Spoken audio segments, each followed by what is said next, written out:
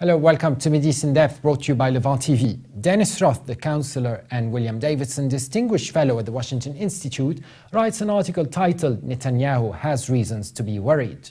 Prime Minister Benjamin Netanyahu made a strong case to the Congress about why he thinks the potential agreement with Iran on its nuclear program is a very bad deal, leaving aside his fears that lifting sanctions will provide Iran more resources to pursue troublemaking in the Middle East.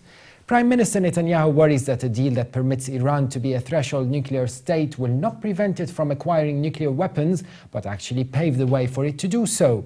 Netanyahu believes that the breakout time for producing weapons-grade uranium will inevitably be too short.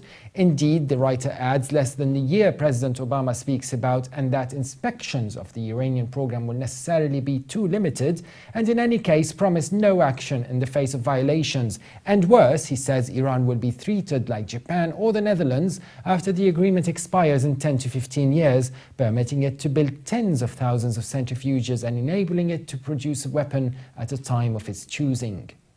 Accepting the mantra that no deal is better than a bad deal, the Israeli Prime Minister offers the alternative of insisting on better terms and increasing the pressure on the Iranians until a more credible agreement is reached. According to the writer, Netanyahu does not fear the Iranians walking away from the negotiating table because, in his words, they need the deal more than the US and its partners.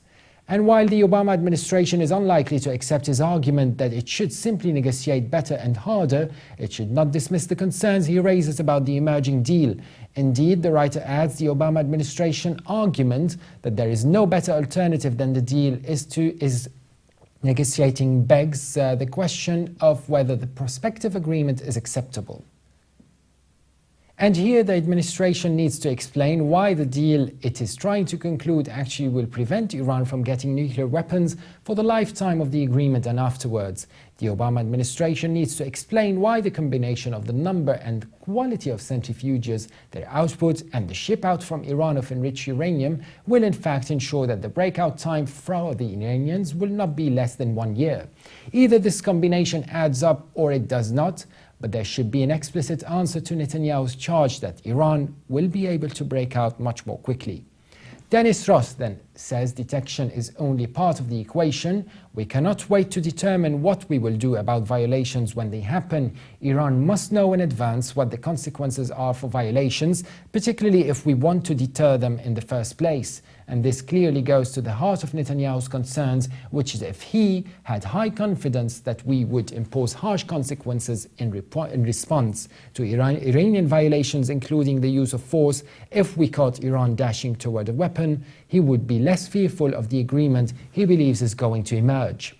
But Netanyahu does not see that. He fears, as with past arms control agreements, that we will seek to discuss violations and not respond to them until it is too late. So the administration should first address this fear and prove it means what it says by spelling out different categories of violations and the consequences for each, and then seek congressional authorization to empower this president and his successors to act on these consequences.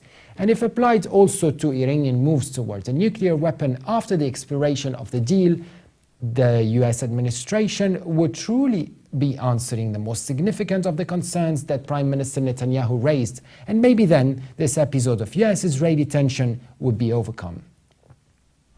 That was it for today's brief analysis. For more updates, please visit Levant.tv. Or subscribe to Mideast in Depth on iTunes.